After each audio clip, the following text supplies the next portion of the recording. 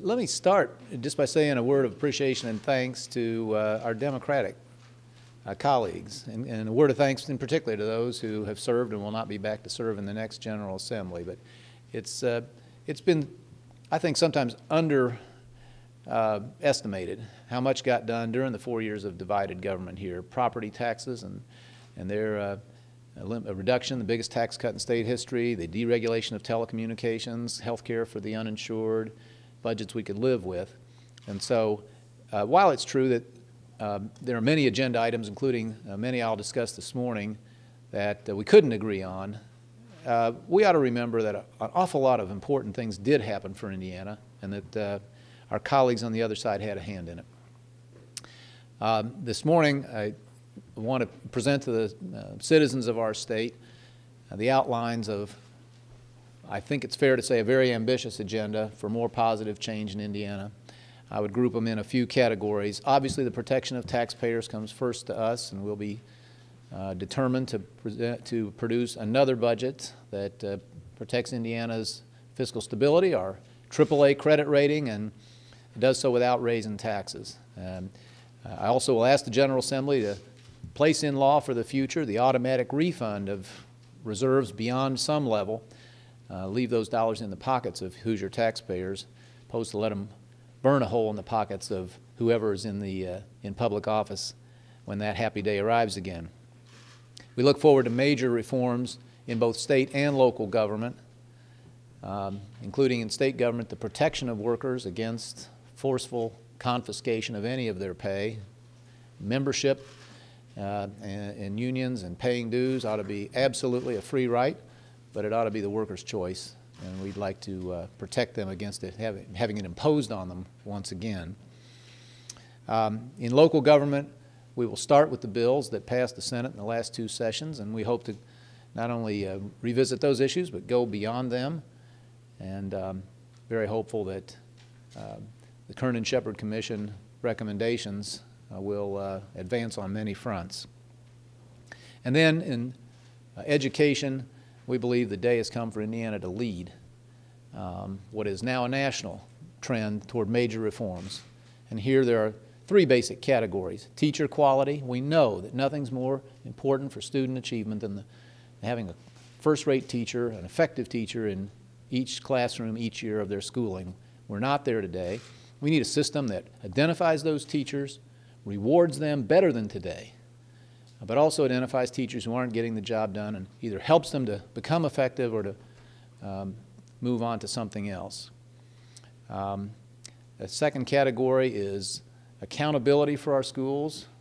Under Superintendent Bennett, we are serious now about making certain that schools either help students learn and grow or are managed by somebody who can. And but hand in hand with more accountability goes flexibility. And today, the hands of principals and superintendents and school boards are too often tied by state regulation, sometimes by state statute, sometimes by local contract. It's only fair, as we hold people more responsible, to let them have the tools to get the job done in the way they see best under local control. And then finally, we want to expand and widen the options for Indiana families. It's not right that only the more fortunate and wealthy citizens have full range of choice. And so we want to make certain that students can move from district to district without being charged tuition. There's no need for that anymore now that the state provides all the funding. And we want to open the door to charter schools, which has been operating under both limits on their number and fiscal and financial restraints that the other public schools do not have to put up with. So we look to make that option possible too. And I will specifically ask the General Assembly, a favorite idea of mine, to allow those students who can and wish to, their own choice, complete their graduation requirements in less than 12 years, to do so and to have the money or much of the money we would have spent on their 12th grade year available to use to defer the high cost of higher education. So beyond these changes, we have to address the UI problem. We will address the redistricting responsibility we have. Indiana must have a fair redistricting based on geographic and community of interest lines, not politics. I'll only sign one that meets that test. And then we also hope to maintain Indiana's position as the nation's infrastructure leader by giving state government more tools to build the roads and bridges and other projects we'll need in our future. So it's a big assignment, set of assignments. We're really excited about the chance for Indiana to surge forward on all these fronts. And I began the process yesterday of visiting with legislators on both sides. Had several individual meetings with members of our Democratic caucuses in hopes of building bipartisan support for much of this agenda. Are you planning to cut unemployment benefits? There'll have to be a change. We can't continue with some of the lowest premiums and the highest benefits in America. And that's why the system was leaking money when we were at full employment. And it's leaked a lot of money since we have high unemployment. So yes, it's going to have to change from both ends. And there's going to have to be some changes that probably bring more fairness for the small employer versus the large employer. How much would you bring down the maximum from the current $390 a week? I don't know. But, you know, there are going to have to be changes in both directions. There's no way you can tax your way back to balance of this system and continue paying the second or third highest benefits in America. Just not going to work. And so there'll have to be give from both ends. And I'm pretty sure we can find a middle ground that does work. Will you pursue any new sources of revenue? You mean general revenue? No, I mean privatization of the lottery or anything of that sort. We don't have anything on the boards right this minute. We're always open to these ideas. You know that I have ventured that idea 2 or 3 years ago, and I thought it would be a great way to help families with the cost of higher education. The market conditions are different now, but Illinois has just done something like this, so it may be that possibility can come back into consideration. Yeah, let me just say this: if we did undertake something like that, I'd be most interested in it for that purpose, that is, of helping families with education costs. Governor, when you talk about redistricting, it is true that in most parts of the state, because most of the state is homogeneous, it's relatively easy to draw maps that are fair and respect geographic and community interests. But given the complexity of Marion County, and given where we think minority communities have spread out over Marion County when the data comes back in February, do you think that is realistic to be able to have a fair redistricting plan in your mind? Because to do that in Marion County with the geographic whatever, you would violate the law in terms of protecting communities of interest of minority communities. Well, Amos, when I said that we'll be looking for a plan that's fair, I meant to include the requirements of the civil rights laws that we have in the voting rights laws that we have. I'm simply saying that, and it's for the legislature to draw these lines, I'm simply saying the map I'll accept has to be one that really use all those criteria and not the sort of gerrymandering that we saw 10 years ago. Governor, following up on what you said about unemployment, almost every Republican candidate that I interviewed this year said no way on new taxes, any higher taxes at all for businesses. Do you think that you could create some kind of balanced solution that might include slightly higher taxes for businesses and lower benefits? And is there any way to lower benefits without some sort of commensurate increase in taxes? Well, the last General Assembly voted to increase the premiums. Let's remember, this is an insurance program. These are premiums we're talking about, sometimes too loosely described as taxes.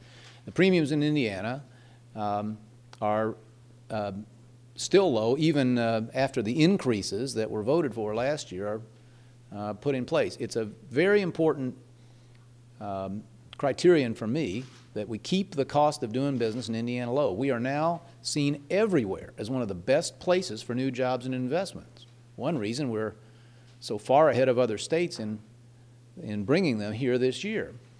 But we can make the necessary adjustments, do our duty to have a UI fund that's in balance without jeopardizing that.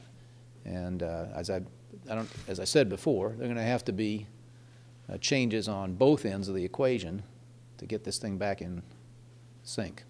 On the Kern and Shepherd reports, you mentioned in the release at least abolishing township boards. Does that mean that you've given up the idea of abolishing township boards? No, I think that the paper talks about and other plans. You know, just from a process standpoint, we've laid out here in some specifics what it is we intend to do. The process of visiting with legislators and also outside citizens about the specifics began literally yesterday morning, and will continue during the time I spend in Asia the next 2 weeks.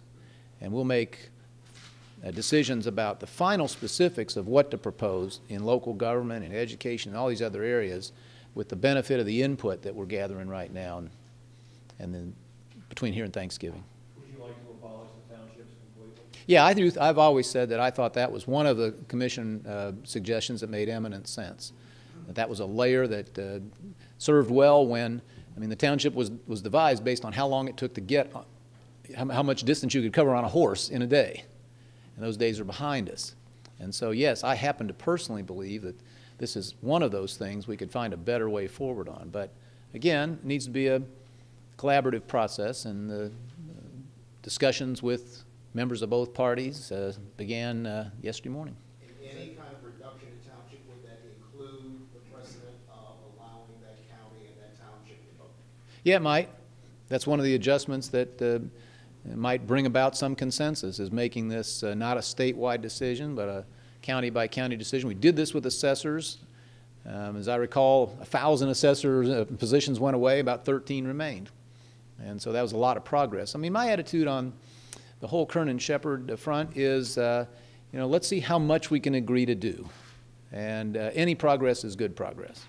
But does that mean if you can't get Democrats, at least some online, that would stop you? Are you talking about local government specifically, Kevin? Yeah. Well, you know, I think we've learned in the area of local government reform, it's much more horizontal in the sense that there are Republicans who are reluctant to act for change, but there are many Democrats who are enthusiastic about change.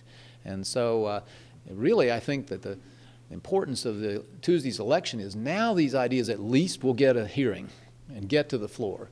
And when they do, I think you'll find members of both parties on both sides of the question. Governor, when you talk about reevaluating teachers and education, do you make any sort of allowance for teachers who are taking positions in areas where there are lower socioeconomic conditions? How do you balance that out? Yeah. No, it has to start there. It's a very important fairness question. Thanks to Superintendent Bennett and his department, we have now gotten to the point where we can measure how much a child learns and grows, and it takes into full account where the child started or where the classroom started. And that's the only fair thing, it seems to me, to do.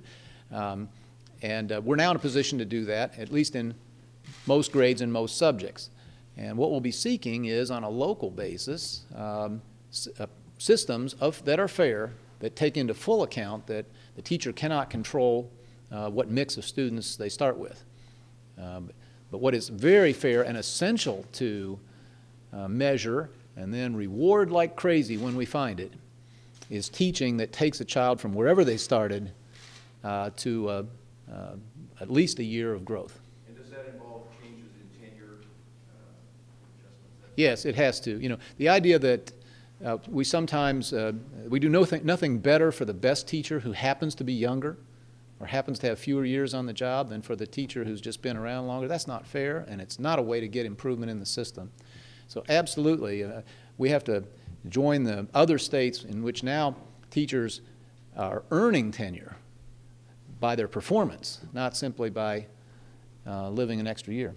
Governor, on the state spending cap, where do you think the appropriate level should be for that? Mm-hmm. Because if we had set it, say, at $2 billion, we could have been giving back money in previous years that we needed when the economy fell out to balance the budget during these lean years. Well, I don't read the numbers that way, but the question's a fair one. The first time I suggested it, I remember I campaigned on this in '08. I suggested 10%, but I'd be very flexible. Most of the fiscal experts recommend a reserve, that is a balance of 6 to 8%, and we've always thought it should be higher, and maybe 10% isn't high enough. I would just like to establish the principle that at some point, the state should stop collecting money, should leave those dollars with the people who earn them. The state gets its hands on them, it's liable to spend them. Actually, my recollection of the $2 billion surplus is they spent most of it.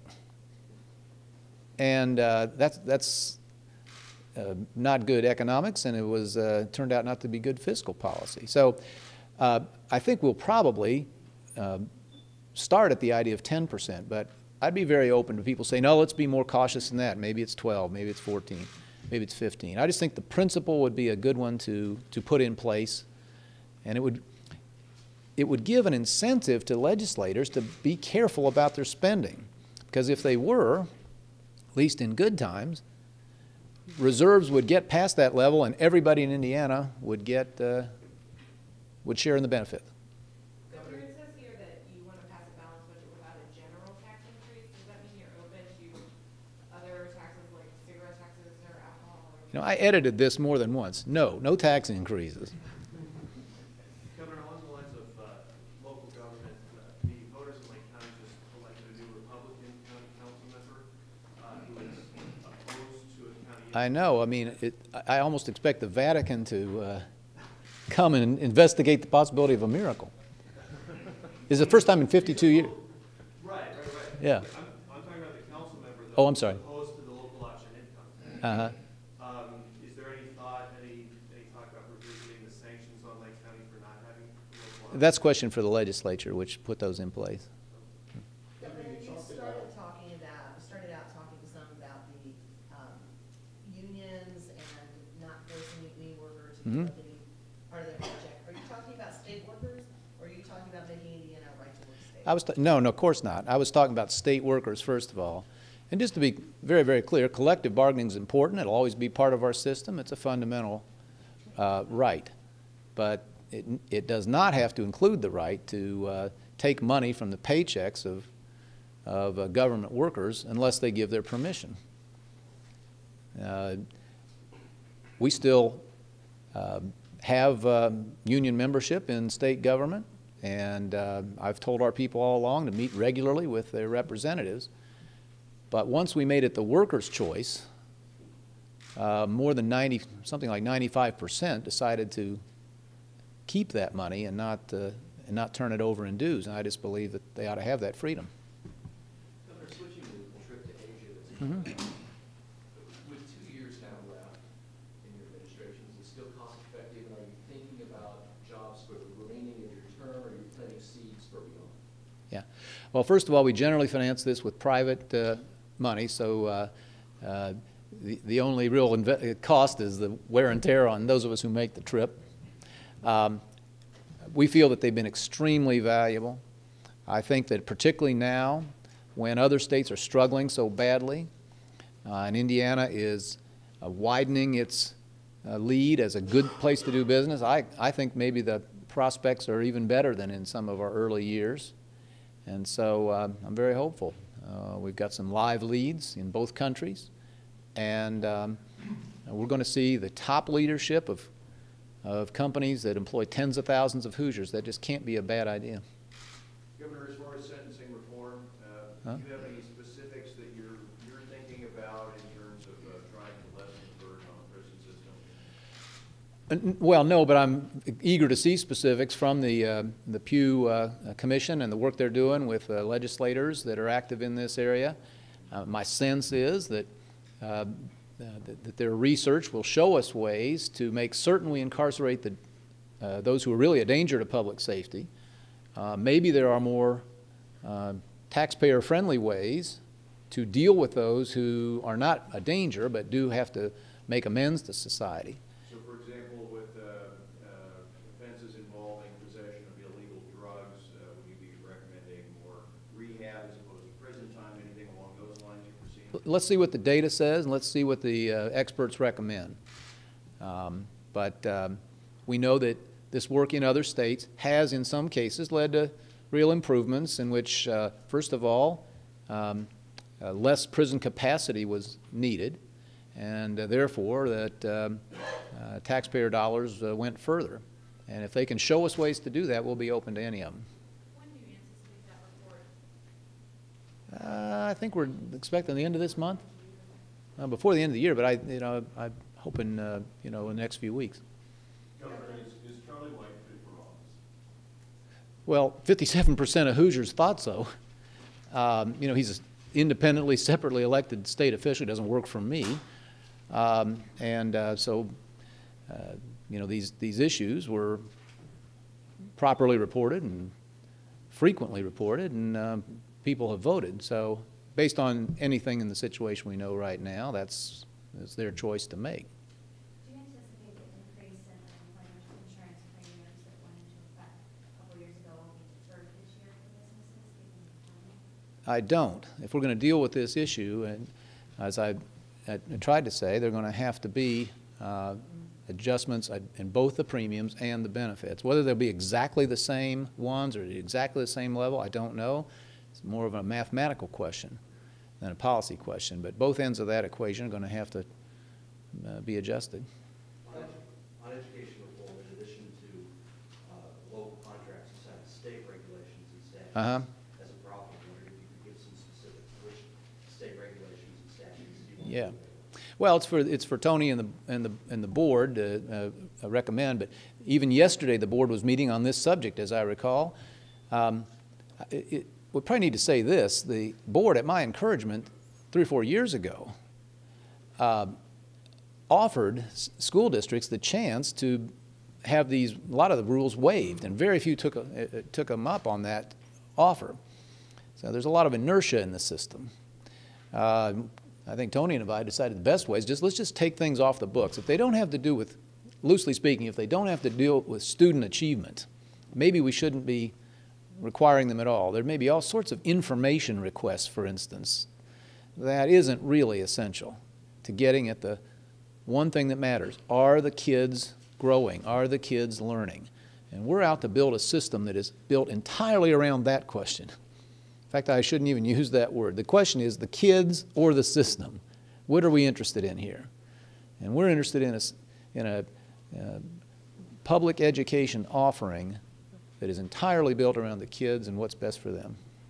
Governor, you talked about school accountability. Mm-hmm. Even though a majority of African-American students in public school do not attend an IPS school, IPS still has a very emotional connection with the African-American community here. There are a lot of rumors going around in terms of what the state will do with the non-performing schools in IPS.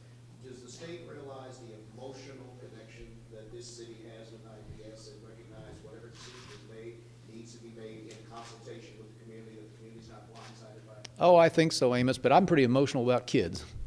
And when I see kids who have been handicapped for life, I don't care where the system is, and it's not, our problem schools are not limited to IPS at all.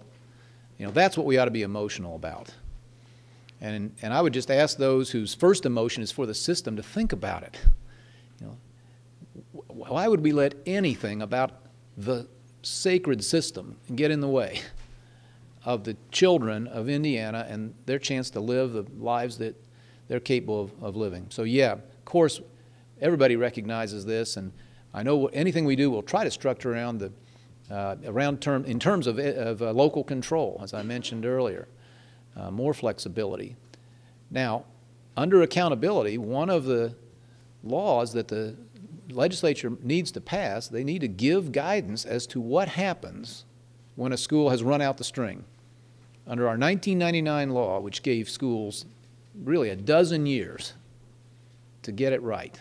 It's a long time. It's the kindergartners of that year, if they manage to graduate, are graduating. And that law does not prescribe what you do when a school has finally run out the string and failed and failed and failed and failed. Now, Tony can make it up, but that's not the way to do it. The people's representatives, including the people who represent districts where these schools, we have 23, I guess, that have, where these 23 schools are. need to be heard from. Okay, if we're going to make a change, how and who? Governor, did you comment on Mike Pence's letter yesterday, possibility of he coming back to work and succeed you? He's a great guy, and he served well, and I respect his decision. I will say that I'll ask anybody who's thinking of running for any office in 2012 to be quiet about it for the next several months. You know, this is not, we just finished an election, and we now ought to all be about the business of delivering on the change and the duties that we have. And so I'm going to ask anybody who's thinking about running for anything to just stifle yourself for a few months. Let's do the people's business. There'll be plenty of time on the backside of that. And there's some tremendous office holders of my close acquaintance who support that policy, and I bet you Mike does too. If it comes down to Neil versus the lady on your right, who do you support? Yeah, well, you know, this is not a question for today. We're not talking about politics for a good long while here. I think you can see where my attention is. It's on that piece of paper you're holding. That includes then that you will not be making any more comments on whether you will or will not seek the presidency until at least after the legislative session? Very astute, and yes, 100% correct. Governor, you made national news by calling for a truce on social issues. Will you ask? You mean like 6 months ago? Will you ask the Republican majorities in the House and Senate to do that as well, so they can focus on these agenda items you laid out? I would just say you can see right here, this is a very ambitious list of objectives. These, I think, are the most important things. It's not to say that other issues, we could fill up other pages with things that they'll probably work on and that are important, but this is an expression of what I think is most important for the state. Governor, which Democrats did you meet with yesterday? I thought, somebody asked it, and I thought it'd be you. And I just think in fairness, I'll just tell you, there were 3 House and 1 members and 1 Senate member, and I'll try to see some more before I go, but I'll see a lot more when I get back, but I don't want to call them out by name unless they choose to identify themselves. Did you include Matt Bauer? Pardon me? Did you include Matt Bauer? No, haven't talked to him yet. Is it going to be at all harder for the Democrats to work with you? You put a lot of money into keeping them, including in people like Ed Delaney, who have been for some of the things like local government reforms that you were for. How hard is it going to be, you think, for them to work with you? I hope it'll be easier. I hope, I don't know, but I hope that maybe there'll be a little less iron discipline imposed on those who would like to work across party lines. I happen to think it was one reason that they lost their majority. We were making the point that in advocating positively ideas like the ones we're talking about here, that we'd tried, and some of these things they simply disagreed with. We couldn't even get a hearing on. So maybe they'll have a different outlook. I don't know. But locking up in united fashion to say no, no, no didn't work too well for them. One Democrat sounds like is preparing to file a municipal bankruptcy bill. You've talked about this in the past. But wondered if it would even get a hearing given the Democrats win, or do you think? Well, without knowing who or what, I hope it does, because this is another issue that we do need to take care of. And so I'll certainly encourage that his or her specific suggestions ought to be considered along with any that emerge from the Republican side. This is a very practical question. What would we do if an Indiana municipality did go bankrupt? There's a federal chapter for this, but it requires that you have a state counterpart law, and we don't. So we need one. It's a very practical question, and I think ideas from any direction would be very welcome. Given the ambitiousness of this agenda, plus budget, plus redistricting, can all this be done in 4 months? Yeah, sure. These are exactly the same questions you guys have asked in previous General Assemblies. And every time, more gets done than some folks thought. So Indiana's in a higher gear these days. And I'll just tell you that Becky and I had a great little hour of fellowship with after the caucuses met yesterday, and folks are really in a mood to go. And I'll tell you, the new faces who are coming are excited about. They want to see things. They want to see more progress made. They're not coming here just to fill seats and enjoy the view. So I'm very, very optimistic. Governor, at any point prior to Tuesday night, do you anticipate a 59-seat majority? Well, we can all dream. I actually thought it would be with a clear margin, and I allowed myself now and then to imagine it might get quite that big. But I try to discipline myself not to try to outguess the voters, because I'm always wrong. Governor, you discussed the idea of trying to get students to maybe aim for graduation in an accelerated pace, and then perhaps giving them money, Yeah. whatever would be left over. How do you foresee that money being spent? Would that be strictly in-state schools? And if so, how much money are we talking about? Yeah. Well, all good questions, and I don't have a fixed view about it. But I will tell you this. This is one of those ideas that I got traveling around mainly in schools in Indiana. I didn't realize till a few years ago how many of our young people are already doing this, or could easily wrap up in 11 years or a little more, until young people told me that. And then you ask them, so what are you doing senior year? And they say, well, having a good time. Kind of cruising here. That's when I began thinking about maybe we ought to give them a choice that's not there now. And I will tell you that we asked, that Tony's department does a comprehensive survey given to tens of thousands of students every year, asked them a lot of questions. I asked Tony to pose this idea on the latest survey. 73% of our students said they'd like to have this option. Now, I know only a fraction would actually choose it, but it shows that there's an interest in doing it. And as to how the money would be used, I think the only place I'd draw the line is it would have to be used for education, something post-secondary. It doesn't have to be four-year college. I'm not sure that it has to be in state, although we could talk about that. I do think that if we're going to allow them to earn some money, in essence, that it ought to be used to further their education. But after that, I'm open-minded. Governor, I'm speculating if you went out on the street and asked people what they really wanted to accomplish by this administration and the legislature, it would be jobs. How does this agenda tie to that? They'd be right, and it is our agenda. Everything we do is intended to tie directly to that. And clearly strengthening the education system of this state will do that. Clearly reforming local government, which will make for both faster local decisions, more transparency, and lower taxes, will help do that. And a state government that operates, we've got the cost of state government down now in most departments 25% in just the last couple years. A state government that is lean and perhaps has a spending limitation or a law on the books of the kind we're calling for, those are all go directly to the question of how do you make Indiana a constantly better place for people to invest and create jobs. Governor, you'll be in Asia when President Bush's book comes out. You got any inside word whether he mentions you at all? I don't know. I admit there have been a bunch of books come out where I read them from the index, read the index first.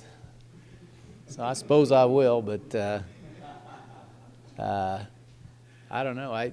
He's a very good storyteller, and I think it's full of stories. So it'll probably, whatever one's viewpoint, I think it'll probably be a very good read, and we'll all learn some things from it. But I don't know other than that, I don't know what to expect. Governor, you've been critical of Pat Fowler for being, as you said, just a litany of no, no, no. What advice then would you give to John Boehner now that he has to work with a Democrat president and Democrat Senate? Yeah. Well, I hope, and by the way, I thought his early presentations showed an understanding of this, that it's very incumbent on a political party or its leadership to present its best ideas and to advocate for them.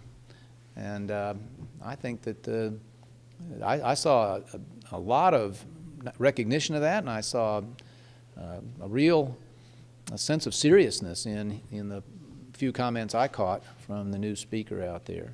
So I think he's got the right mentality, and maybe he's learned from, Republicans have made this mistake in the past, at least nationally, and so he's got plenty of object lessons to draw on. I hope he took careful note. Governor, you said you wanted to provide more